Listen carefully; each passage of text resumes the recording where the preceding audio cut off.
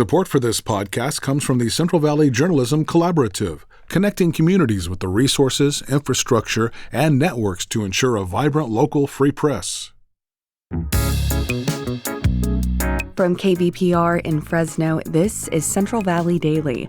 It's Thursday, January 9th. I'm Elizabeth Arkalian. Last year, two nonprofits sued Community Health System.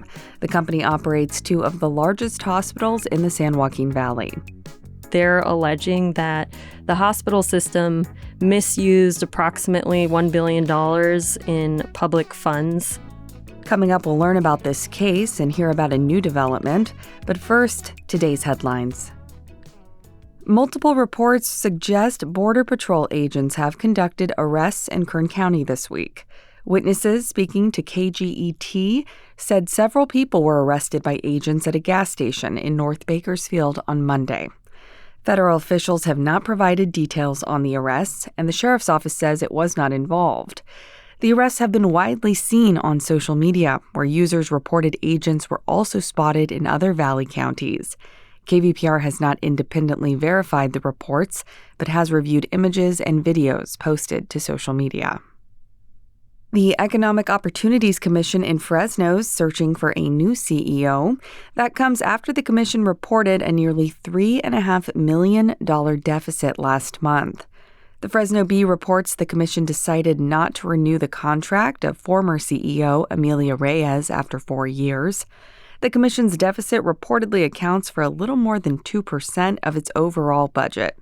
The commission is one of the largest organizations in the area that supports residents facing poverty. The Tule River Indian tribe will soon start the process of restoring ancestral lands. As KVPR's Rachel Livenall reports, it's acquiring a former cattle ranch in Tulare County. A nearly $2.4 million grant will help the tribe acquire the land. It includes Hersey Ranch, which stretches more than 14,000 acres in southeast Tulare County. The ranch is home to blue oak woodlands that conservationists say need to be protected. News partner SJV Water also reports the ranch is part of the Deer Creek watershed. The creek remains one of the only undammed waterways in the state. The tribe will first conduct studies to determine what restoration work is needed. They're eyeing projects to prevent flooding downstream, for example. Tribal leaders say the conservation efforts also mean the tribe is reconnecting with its former land. For KVPR News, I'm Rachel Livenall. A new report finds climate whiplash, shifting between extremely wet and dry conditions, is becoming more common with climate change. Instances of climate whiplash have increased globally since the mid-20th century by anywhere between 30 and 60%. UCLA researcher Daniel Swain led the report. He says this increase would intensify California's already variable climate.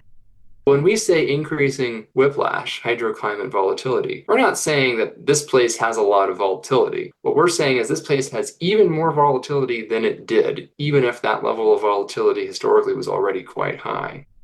Swain likens this phenomenon to a growing sponge. As temperatures warm, he says the atmosphere soaks up more water vapor. That bigger sponge demands more water from the landscape, which can dry it up. It also releases more water all at once, which leads to intense precipitation like in atmospheric rivers. Looking for a way to support KVPR but can't write that big check at the moment? What about that old unwanted car in the driveway? Your vehicle donation could net hundreds of dollars for KVPR. It's easy. We'll tow it away free of charge, KVPR gets a check, and you'll get a receipt for your taxes. And we can take RVs, boats, and motorcycles too. Find out more at kvpr.org/cars or call 855-277-2346. And now to our main story. Community Health System is the largest healthcare provider and private employer in the San Joaquin Valley. It manages two large hospitals in Fresno and Clovis.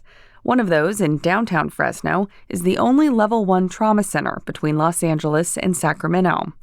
But the company's under fire from two nonprofit groups who accuse Community Health System of misusing taxpayer dollars. The groups have since filed a $1 billion lawsuit against the healthcare provider. In recent days, a potential breakthrough in the lawsuit emerged. Julianna Morano is a reporter for Fresnoland and has been reporting on this lawsuit.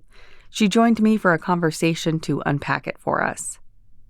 First off, Julianna, before we dig into the details of this lawsuit, let's explain the different players. So first, tell us about Community Health System and which hospitals they operate. Yes, so a couple names you should know if you're following this case. One is Community Health System. That's the name of a hospital operator in Fresno. And the two major hospitals that they operate here is the Fresno Downtown Hospital, which is called Community Regional Medical Center, sometimes nicknamed CRMC. And then also the Clovis Community Medical Center in Clovis. Okay, now two Fresno-based nonprofits have filed a lawsuit against Community Health System. Those nonprofits are Cultiva la Salud and Fresno Building Healthy Communities. So can you tell us a little bit about the work that these nonprofits do? Yes, so they're both community-based organizations. Both of them have goals surrounding public health advocacy, so that's kind of the area of their work that brings them to this case. Examples of other issues they've been involved with is Building Healthy Communities has gotten involved with like Measure C renewal, Measure P renewal, or the original Measure P passing efforts. And then recently, Cultiva has been involved in advocacy for mobile food vendors in Fresno. So those are other kind of advocacy areas for them lately. Okay, so tell us about this lawsuit specifically filed against Community Health System. It's for $1 billion, so it's a lot of money.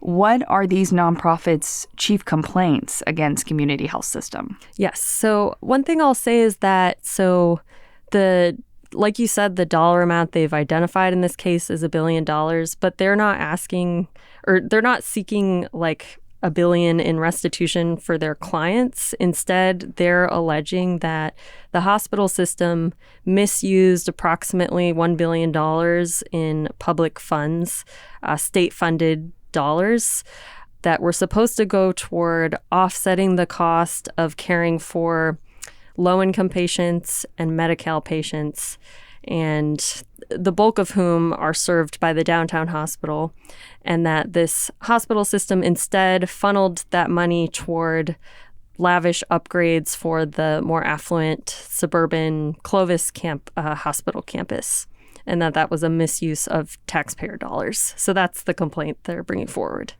Okay, now Community Health System is a private, not-for-profit healthcare network. So do they not have autonomy over how they delegate their dollars in their budget? Right, that's a good question. And I think that is one of the arguments that attorneys for Community Health System have made in court so far, trying to get this lawsuit dismissed. They filed a motion in November seeking for it to be dismissed, where they were claiming we have not broken the law here. They were arguing that the law doesn't have the kind of stipulations that this lawsuit alleges it does over how they spend those government dollars. So yeah, that's kind of something that's up for debate in this case right now. And that's what Community Health System would argue, that they're not breaking the law here. Okay, so I understand now, a couple years later, this has been ongoing, but the groups, these nonprofits and Community Health System, have actually started to meet outside the courtroom and have had what you've called in your reporting productive talks. So give us a little update on what's going on there, and I'm curious if this kind of surprised you. Is this a turn of events anyone expected? What's kind of the tone? Yes, that's a great question because August is when they brought forward this complaint against Community Health System and decided, we're taking this to the courts. And back in August, when I talked to Cultiva and Building Healthy Communities and their attorneys, they said that they had tried, just talking informally with the hospital. And because that was going nowhere and they were getting stonewalled, that's why they said they decided to take this to the courts. And now, several months later, we're seeing kind of the opposite. What happened in late December was the attorneys for the hospital operator and then attorneys for the nonprofits jointly filed this request to what is called stay the litigation, which means they're going to not go forward with any hearings and any of the kind of formal court procedures and instead, like you said, talk this through privately outside of court. And they also issued a joint statement regarding that decision to Fresnoland recently and said, the court filing itself said they've been having these productive conversations, which is a reversal from what we were hearing back in August. So I would say this was a surprising, kind of unexpected development after the first couple months, just seeing, kind of more procedural things like the hospital trying to get the case moved to federal court instead of Fresno County Superior Court and then trying to get it dismissed. This is very different in tone than what we've heard over the past several months. So now that there are these sort of closed-door negotiations going on, do we know what's next in the process? So their stay on litigation, which again is their decision to, have private talks instead of let things play out in court, that is in effect according to the now court order through June of this year. So they canceled an appearance in court that was supposed to happen in February, rescheduled it to June. Another thing in the request that the attorneys filed is that it says if one party or the other wants to, after a certain date in March, I believe it's March 23rd, if one of them wants to terminate the stay and go back to court, they have to wait until late March to do that. So they have to at least through late March move forward with this decision to talk privately. Give it a good faith effort, so to speak. Yes, for a couple months. But the goal, as the order says, is to go this way until June. But until then, because it's private, it's sort of hard to know, when will we find out more? That's kind of the nature of the change in how they're doing this, that we probably won't get as many updates for a while, at least through June. That was my conversation with Julianna Morano from our news partner, Fresnoland. You can read her reporting at fresnoland.org. And that does it for today's show. Today's episode was produced by Jonathan Linden and KVPR with support from the Central Valley Journalism Collaborative. I'm Elizabeth Arkalian. Find the latest local news anytime at kvpr.org.